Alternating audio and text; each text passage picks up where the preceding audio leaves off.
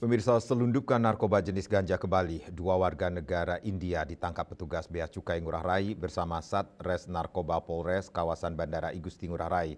Dari warga asing tersebut kedapatan membawa 10 kg lebih ganja dengan modus samarkan sebagai oleh-oleh makanan.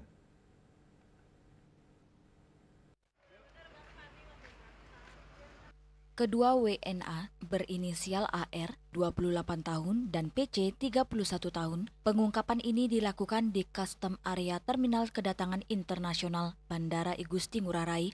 Dari mereka, petugas menyita 100 kemasan berisi padatan tanaman kering berwarna hijau kecoklatan yang mengandung narkotika golongan 1 jenis Delta 9 tetrahydrocannabinol atau THC, yakni ganja dengan total barang bukti mencapai 10.310 gram bruto atau 10.110 ganja neto.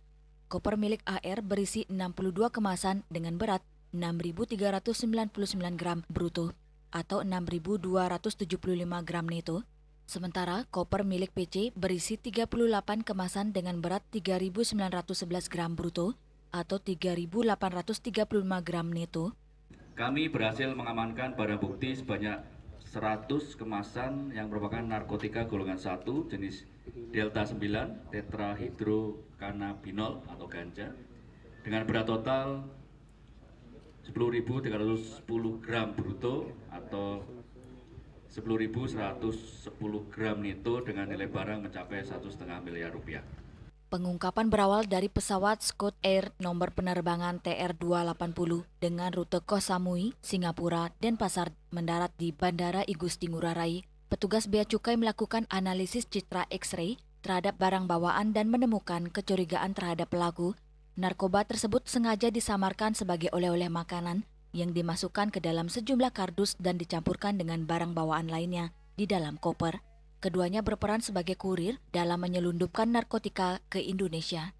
Kedua pelaku mengaku datang ke Bali bersama sebagai keluarga untuk berlibur selama 3 hari. Keduanya juga mengaku memperoleh barang tersebut dari seseorang saat berada di Thailand dengan upah 300 US dollar. Telah diamankan 2 orang yang berperan sebagai kurir dengan menggunakan maskapai Scott Air dengan tujuan Bandara Igusti Ngurah Rai dari Thailand. Terhadap yang bersangkutan dengan inisial AR, itu usia 28 tahun, jenis kelamin laki-laki, kewarganegaraan India.